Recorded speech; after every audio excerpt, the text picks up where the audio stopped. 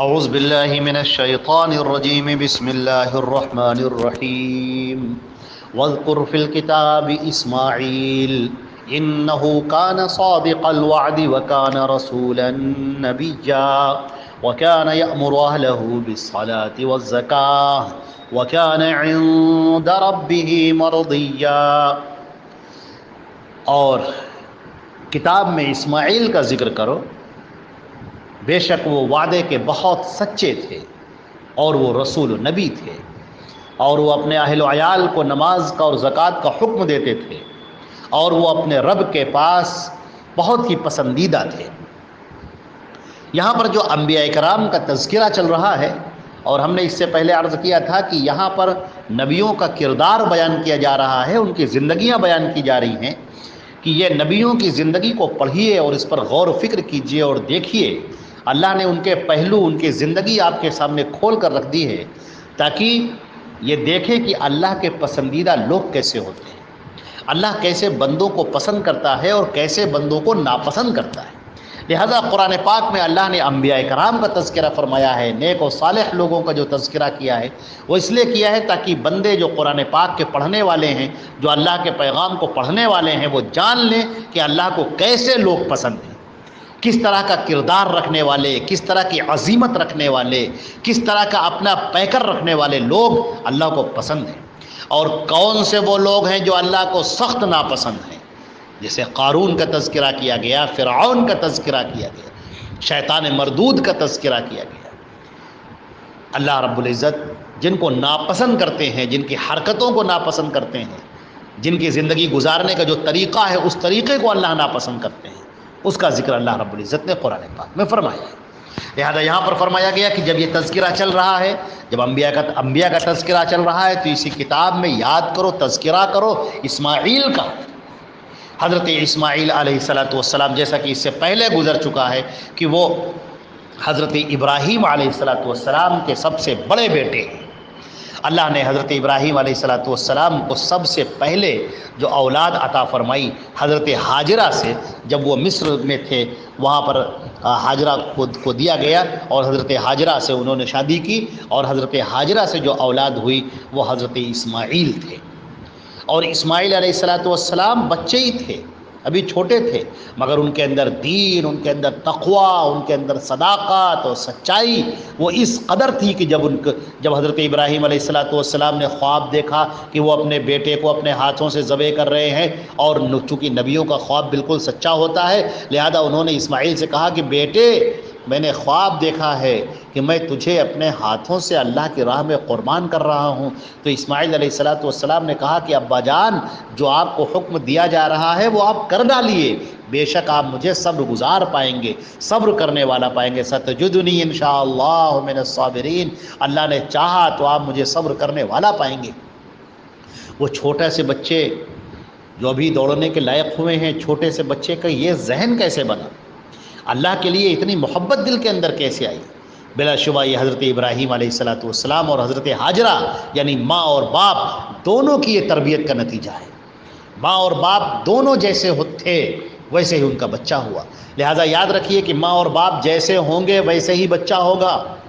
ماں اور باپ گانا سننے والے ہوں، فلمیں دیکھنے والے ہوں، بری بری باتیں کرنے والے ہوں، لڑائی کرنے والے ہوں، اور اپنے بچوں سے یہ امید رکھیں کہ نہیں وہ بڑے نمازی ہوں، بڑے پرہیزگار ہوں، بڑے نیک ہوں، بڑے صالح ہوں، بڑی اچھی باتیں کرنے والے ہوں، لڑائی جھگڑا نہ کرنے والے ہوں، تو یہ ہو نہیں سکتا۔ کیسے ہوگا یہ؟ بچے کی آنکھ کھلی تو اس نے ماں کو دیکھا، باپ کو دیکھا، گھر کے ماحول کو دیکھا، تو بچہ تو ایک سادی تختی کی طرح ہوتا ہے، وہ جیسا اپنے ماں باپ کو دیکھے گا ویسا ہی اس کے دل کے اوپر، ذہن کے اوپر نقش ہوگا۔ اگر وہ نیکی کی باتیں سنے گا، تقوی کی باتیں سنے گا، ایمان کی باتیں سنے گا، اللہ اور اس کے رسول کی باتیں سنے گا، آخرت کی باتیں سنے گا، تو اس کے اندر تقوی آئے گا، نیکی آئے گی، صلاح آئے گا، خیر آئے گا، اللہ کی طرف بڑھنے کا شوق آئے گا۔ اور اگر گھر میں گندی گندی گالیاں سنے گا، گھر میں صبح اٹھتے ہی وہ لڑائیاں سنے گا، اور برتنوں کا پھینکنا اور لڑائیوں کا دیکھنا، وہ جب دیکھے گا تو اس کے ذہن پر ویسے ہی اثر ہوگا۔ جب وہ آنکھ کھول کر دیکھے گا کہ یہ میرے باپ ہیں، میری ماں ہیں، میرے چچا ہیں، میرے ماموں ہیں، میرے پھوپھا ہیں، میرے خالو ہیں، خالہ ہیں، پھوپھی ہیں، یہ سب کوئی نماز نہیں پڑھتی، نمازوں سے بالکل دور ہیں، اور ایک بوڑھی نانی ہیں یا دادی ہیں جو گھر میں نماز پڑھتی ہیں، یا دادا اور نانا ہیں جو نماز پڑھتے ہیں، تو بچہ تو یہی سمجھے گا کہ بڑھاپے میں نماز پڑھی جاتی ہے، ابھی کون پڑھے گا؟ چنانچہ بچہ نماز کا پابند کیسے ہوگا؟ جب گھر میں کوئی قرآن کی تلاوت نہ کرتا ہو تو بچے سے آپ کیسے امید رکھتے ہیں کہ وہ تلاوت کرے گا قرآن پاک کی؟ تو آپ جیسے ہوں گے وہ بچہ آپ کا آئینہ ہے، آپ جیسے ہوں گے بچہ اس کا ریفلیکشن ہوگا، اس کا اثر ہوگا۔ لہٰذا جو بھی شخص یہ چاہتے ہوں کہ ماحول دیندارانہ ہو، پہلے وہ اپنے آپ کو درست کرے۔ حضرت اسماعیل علیہ السلام نے دیکھیے اللہ سے کہا تھا، یہ کہا تھا، اپنی زبان کے پکے تھے وہ کہ آپ مجھے صبر کرنے والا انشاءاللہ پائیں گے، چنانچہ وہ اس پر جمے رہے۔ ابراہیم علیہ السلام، حضرت اسماعیل کی خوبی یہاں پر بیان کی گئی ہے، انہ کان صادق الوعد، کہ وہ سچے تھے۔ اب جب حضرت ابراہیم نے اسماعیل سے کہا کہ بیٹے میں نے خواب دیکھا ہے، تو انہوں نے کہا کہ ابا جان آپ وہ کر ڈالیے، جو آپ کو حکم دیا جا رہا ہے مجھے اللہ کے راہ میں قربان کر دیجئے، آپ مجھے انشاءاللہ صبر کرنے والا پائیں گے۔ اور جب حضرت ابراہیم علیہ السلام اسماعیل کو لے کر چلے، اور اس کے بعد جب ان کو لٹایا، ان کو زمین پر پٹخا، اور ان کے اوپر چھری رکھی، ان کے حلقوم پر چھری رکھی، اور چھری ان پر چلانے کے درپے ہو گئے بالکل، اس وقت بھی اسماعیل تڑپے نہیں، گھبرائے نہیں، فریاد نہیں کی کہ میرے باپ آپ چھوڑ دیے ابا جان، وہ سب نہیں، وہ قائم رہے اپنے وعدے پر۔ بعض مفسرین نے لکھا ہے کہ صادق الوعد سے یہی مراد ہے کہ انہوں نے جو کہا تھا کہ آپ مجھے دیکھیں گے صبر کرنے والا پائیں گے، تو وہ صبر کرنے والے۔ لیکن صحیح بات یہ ہے کہ اس میں کانا صادق الوعد، کانا استمرار کے لیے بھی ہوتا ہے کہ نہیں وہ سچے تھے، یہ ان کی زندگی کی بہت بڑی، یہ ان کی زندگی کا ایک بہت بڑا نمایاں وصف تھا کہ وہ اپنے وعدے کے بہت سچے تھے۔ اور اسی طرح سے ہمارے پیارے پیغمبر حضرت محمد مصطفیٰ صلی اللہ علیہ وسلم بھی وعدے کے بہت سچے تھے۔ نبی کریم صلی اللہ علیہ وسلم کا ایک واقعہ بہت مشہور ہے کہ نبی کریم صلی اللہ علیہ وسلم نے ایک صاحب سے کوئی وعدہ کیا تھا کہ میں تمہیں یہیں پر ملوں گا، یا ان صاحب نے کہا تھا کہ یہیں پر رہیے گا، تو نبی کریم صلی اللہ علیہ وسلم نے کہا تھا ٹھیک ہے میں یہیں پر ملوں گا۔ تو آپ دیکھیں کہ وہ صاحب چلے گئے اور وہ بھول گئے کہ اللہ کے رسول صلی اللہ علیہ وسلم مجھے جا کر ملنا بھی ہے، اور 3 دن کے بعد جب واپس آئے تو کیا دیکھتے ہیں کہ اللہ کے رسول اسی مقام پر ان کو ملے، اور آپ نے صرف اتنا کہا کہ بھائی تم بھول گئے تھے، مجھے بہت تکلیف دے دی تم نے، تم بھول گئے تھے،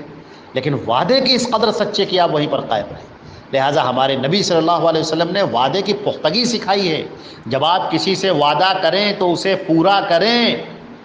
اوفوا بالعقود، قرآن پاک میں حکم دیا گیا ہے کہ جو بھی عہد و پیمان کرو اس کو پورا کرو۔ اور نبی کریم صلی اللہ علیہ وسلم نے فرمایا ہے کہ منافق کی علامت معلوم ہے تمہیں، منافق کی 3 نشانیاں ہیں۔ حضرت ابو ہریرہ رضی اللہ تعالیٰ کی یہ جو ہے روایت ہے، بخاری شریف کے اندر ہے کتاب الایمان میں، منافق کی 3 نشانیاں ہیں، جب بات کرے تو جھوٹ کہے،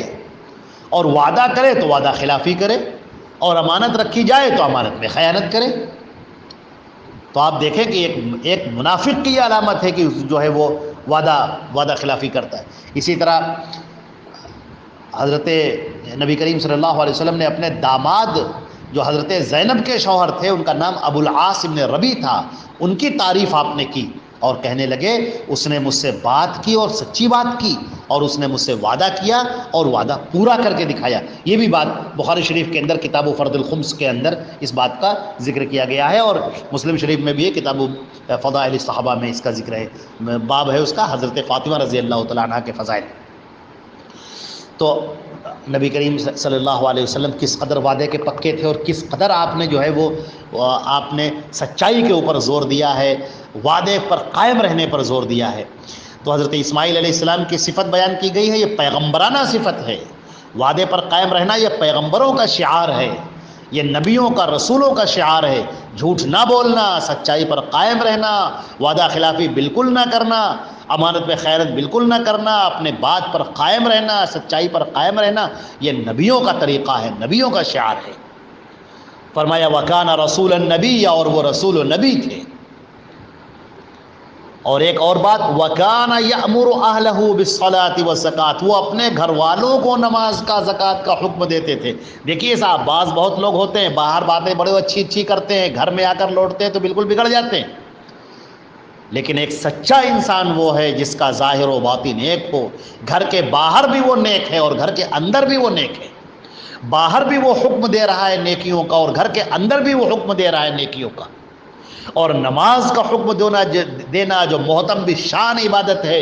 اللہ تبارک و تعالیٰ نے فرمایا ہے کہ تم اپنی اولاد کو نماز کا حکم دو اور اسی پر قائم رہو، اور ہم تم سے رزق نہیں مانگتے ہیں۔ یہ اللہ کا حکم ہے کہ تم حکم دیتے رہو اپنی اولاد کو نماز کا۔ اور یہاں پر حضرت اسماعیل کی صفت بیان کی جا رہی ہے کہ وہ اپنے گھر والوں کو نماز کا اور زکوٰۃ کا حکم دیتے تھے، اور ان کا معاملہ یہ تھا وَكَانَ عِنْدَ رَبِّهِ مَرْضِيًّا، اور اپنے رب کے لیے بڑے پسندیدہ تھے، بہت عمدہ تھے۔ چنانچہ ہمیں یہ بات معلوم ہوئی کہ اللہ کا بھی یہ حکم ہے، ہمارے نبی کا بھی یہ حکم ہے کہ ہم نماز کی پابندی کریں، اور نماز کی پابندی ہم خود بھی کریں اور اپنے اہل و عیال کو اس کے لیے تیار کریں، اور اپنے اہل و عیال میں اس بات کی ہم فکر کریں کہ نماز کی وہ خوب پابندی کرنے والے ہوں۔ اب دیکھیے، ایک شوہر اور بیوی کا واقعہ، مطلب ایک چیز بیان کی ہے نبی کریم صلی اللہ علیہ وسلم نے۔ حضرت ابو ہریرہ رضی اللہ تعالیٰ عنہ فرماتے ہیں کہ اللہ کے رسول صلی اللہ علیہ وسلم نے فرمایا، اس مرد پر اللہ کی رحمت ہو جو رات میں تہجد پڑھنے کے لیے اپنے بستر سے اٹھے اور پھر اپنی بیوی کو بھی وہ اٹھاتا ہے، اور اگر وہ نہیں اٹھتی تو اس کے منہ پر پانی کے چھینٹے مارتا ہے، یعنی نیند سے بیدار کرتا ہے۔ اور اس عورت پر بھی اللہ کی رحمت ہو جو رات کو تہجد پڑھنے کے لیے اٹھتی ہے، پھر اپنے شوہر کو بھی جگاتی ہے، اور اگر وہ نہیں جاگتا ہے تو منہ پر پانی کے چھینٹے مارتی ہے۔ یہ ابو داؤد کی روایت ہے، اور نسائی میں بھی روایت ہے۔ یہ ابو داؤد کتاب التطوع میں ہے، اور نسائی کے اندر کتاب قیام اللیل میں ہے۔ تو آپ دیکھتے ہیں ایک مومن کا گھرانہ کیسا ہوتا ہے، نیکی کا گھرانہ کیسا ہوتا ہے۔ شوہر اور بیوی دونوں مل کر اللہ کی عبادت کرنے والے اور اپنے بچوں کو عبادت کے لیے تیار کرنے والے۔ اور شوہر اور بیوی اگر نیک ہیں تو بچہ تو انہی سے سیکھے گا، وہ بھی نیک ہوگا، صالح ہوگا، اور وہ گھر کے ماحول سے سبق سیکھے گا۔ لہذا معلوم یہ ہوا کہ آج ہمارے ہاں تو ایک فیشن سا بن گیا ہے راتوں کا جاگنا، موبائل میں جاگ رہے ہیں، لیپ ٹاپ پہ جاگ رہے ہیں، کمپیوٹر کے اوپر جاگ رہے ہیں، اور موبائل ہی کا استعمال کر رہے ہیں، رات کٹی جا رہی ہے، اور پھر آخر میں سو رہے ہیں، پھر فجر کی نمازیں چلی جا رہی ہیں، کوئی اس کا احساس نہیں ہے۔ تہجد کیا پڑھیں گے، نمازیں بھی، فرض نمازیں بھی جا رہی ہیں، تو ایسا نہیں ہونا چاہیے۔